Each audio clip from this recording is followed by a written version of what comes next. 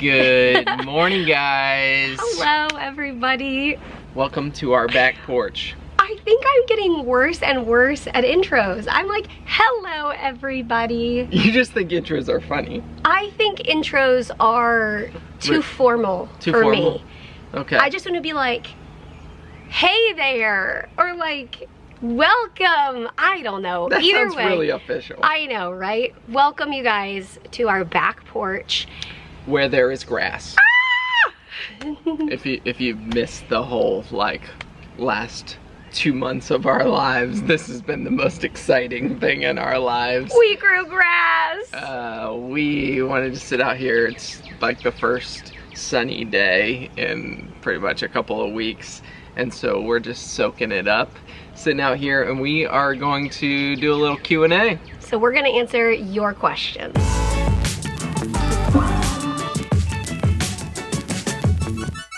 Hey guys, I hope you're feeling good, Mary, and everything's going well for you. My question is, when you're just ready to stomp your feet and throw your hands up in the air, what are some ways that you move on and get past the difficult things in life? That's Dixie. All right, I'll see you guys later. Bye. We have all been there. There are no exceptions.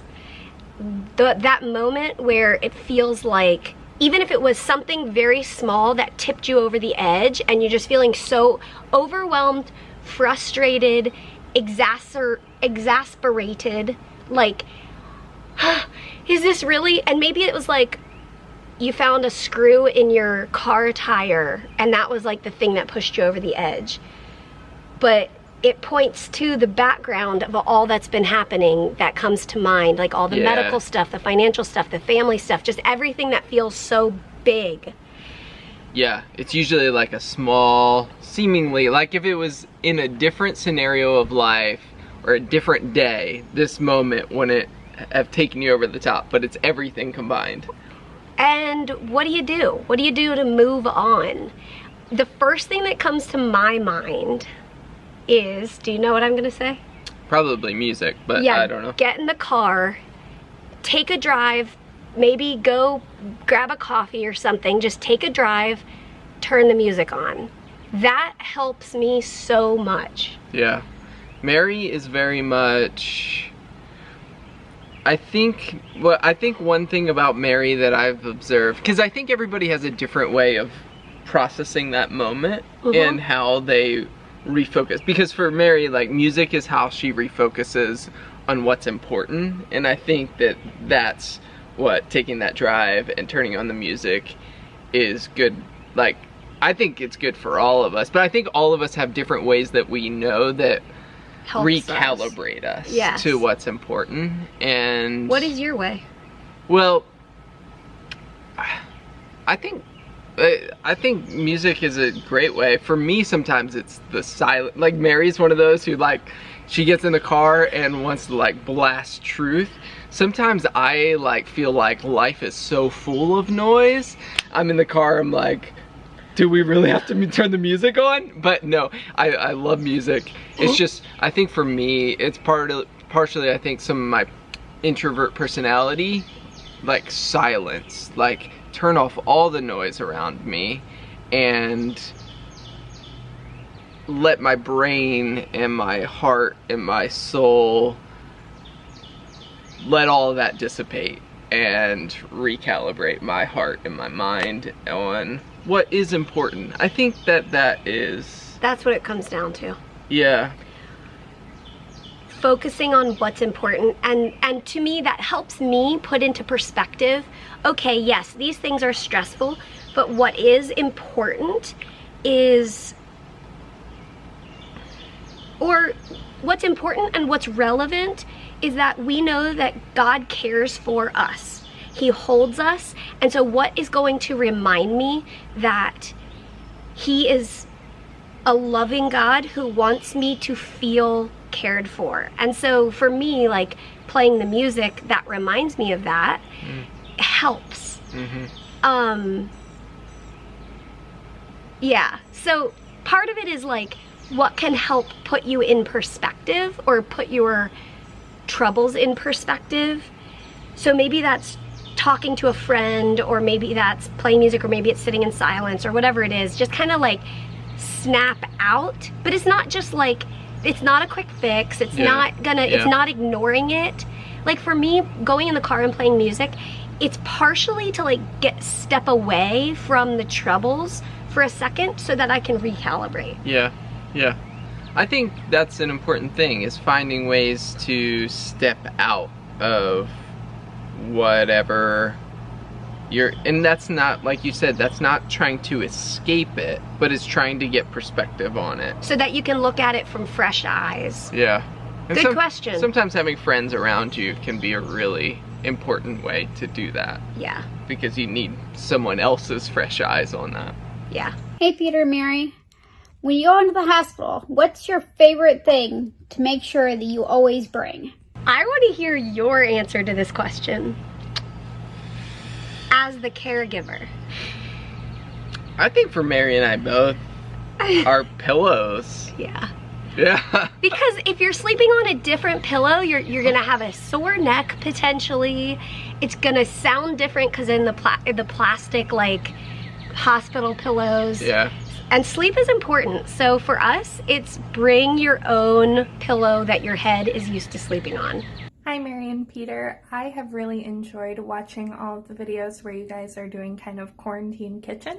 So my question is, what is your favorite thing that you have baked during quarantine, and what is your favorite thing that you have cooked during quarantine? Mary has gotten pretty creative. That's what I in the kitchen. What has been your favorite? My favorite is having to be creative, or having the opportunity to force myself to be creative. Yeah.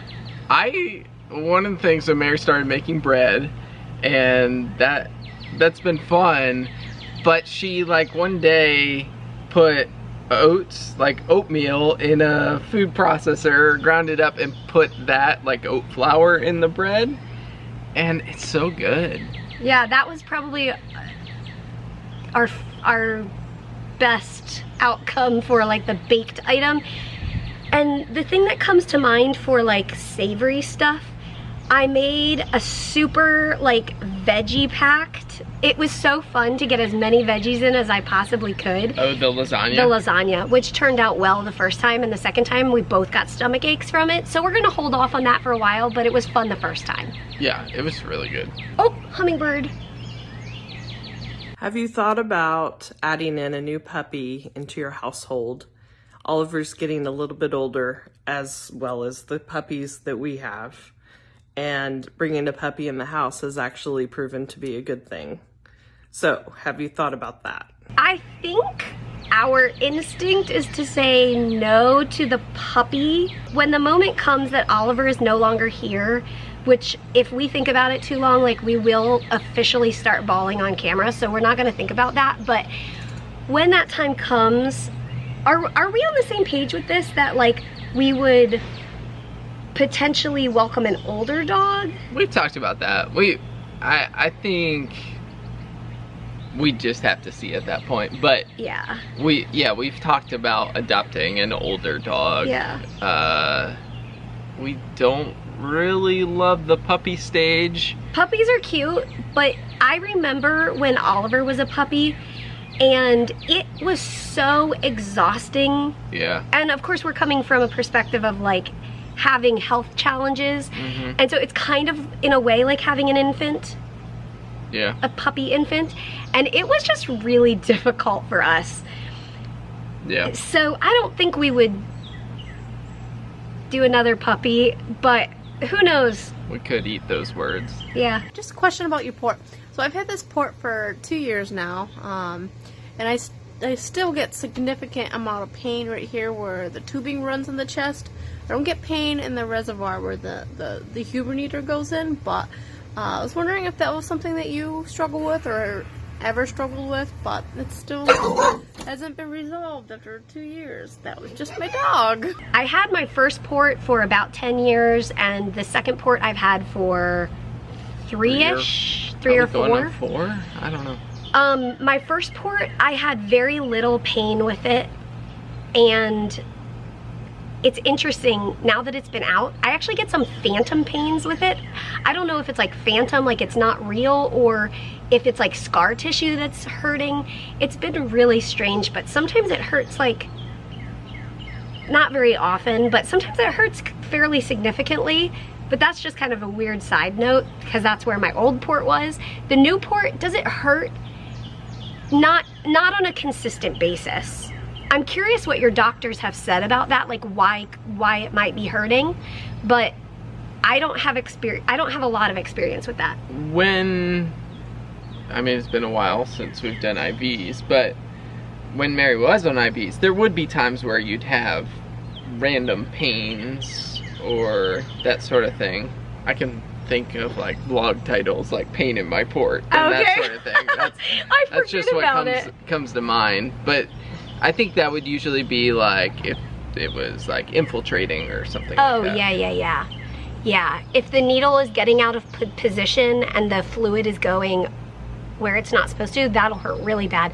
But it sounds like what you're having is up in the like where the tube is going in.